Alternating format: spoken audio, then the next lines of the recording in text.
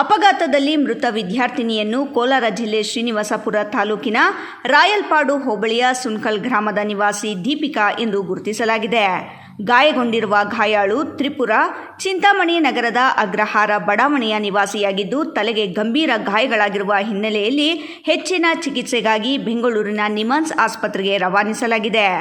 ಮತ್ತೊಬ್ಬ ಗಾಯಾಳು ಮುರುಘಮಲ್ಲ ಹೋಬಳಿ ಮರಿನಾಯಕನಹಳ್ಳಿ ಗ್ರಾಮದ ವಿದ್ಯಾರ್ಥಿನಿ ಸ್ಮಿತಾ ಅವರಿಗೆ ಕಾಲು ಮುರಿದಿದ್ದು, ಆಕೆಯನ್ನು ಕೋಲಾರದ ಎಸ್ಎನ್ಆರ್ ಆಸ್ಪತ್ರೆಗೆ ದಾಖಲಿಸಲಾಗಿದೆ. ಮೂವರು ವಿದ್ಯಾರ್ಥಿನಿಯರು ಚಿಂತಾಮಣಿ ನಗರದ ಚೇಳೂರು ರಸ್ತೆಯಲ್ಲಿರುವ ಖಾಸಗಿ ಕಾಲೇಜಿನಲ್ಲಿ ಪ್ರಥಮ ಪಿಯುಸಿ ವ್ಯಾಸಂಗ ಮಾಡುತ್ತಿದ್ದರು ಎನ್ನಲಾಗಿದೆ.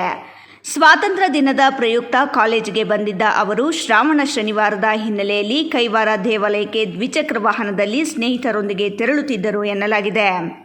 ಕೈವಾರಕ್ಕೆ ಬೆಂಗಳೂರು ಮುಖ್ಯ ರಸ್ತೆಯಲ್ಲಿ ತೆರಳುತ್ತಿದ್ದವರು ಮುಖ್ಯ ರಸ್ತೆಯಲ್ಲಿ ಕೈವಾರ ದೂರ ಎಂದು ಹೇಳಿ ಮೈಲಾಪುರ ಮಾರ್ಗವಾಗಿ ಕೈವಾರಕ್ಕೆ ತೆರಳಲು ಚಿಂತಾಮಣಿ ಬೆಂಗಳೂರು ಮುಖ್ಯ ರಸ್ತೆಯಲ್ಲಿ ಕಟಮಾಚನಹಳ್ಳಿ ಗೇಟ್ ಬಳಿ ದ್ವಿಚಕ್ರ ವಾಹನದಲ್ಲಿ ದಿಢೀರ್ ಯೂಟರ್ನ್ ತೆಗೆದುಕೊಂಡ ಸಂದರ್ಭದಲ್ಲಿ ಹಿಂಬದಿಯಿಂದ ಅತಿ ವೇಗವಾಗಿ ಮತ್ತು ಅಜಾಗರೂಕತೆಯಿಂದ ಚಾಲನೆ ಮಾಡಿಕೊಂಡು ಬಂದ ಖಾಸಗಿ ದ್ವಿಚಕ್ರ ವಾಹನಕ್ಕೆ ಡಿಕ್ಕಿ ಹೊಡೆದಿದೆ ಎನ್ನಲಾಗಿದೆ.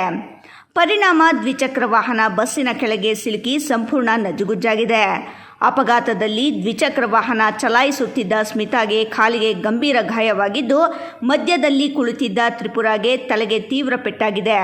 ಹಿಂಬದಿಯಲ್ಲಿ ಕುಳಿತಿದ್ದ ದೀಪಿಕಾಗೆ ತಲೆಗೆ ಗಂಭೀರ ಗಾಯವಾಗಿ ಸ್ಥಳದಲ್ಲಿಯೇ ಮೃತಪಟ್ಟಿದ್ದಾರೆ ಎನ್ನಲಾಗಿದೆ.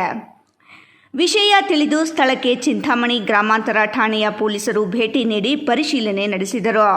ಗಾಯಾಳುಗಳನ್ನು ಚಿಂತಾಮಣಿಯ ಸಾರ್ವಜನಿಕ ಆಸ್ಪತ್ರೆಗೆ ದಾಖಲಿಸಿ ಬಳಿಕ ಹೆಚ್ಚಿನ ಚಿಕಿತ್ಸೆಗಾಗಿ ಕೋಲಾರ ಹಾಗೂ ಬೆಂಗಳೂರಿನ ಆಸ್ಪತ್ರೆಗಳಿಗೆ ರವಾನಿಸಲಾಯಿತು.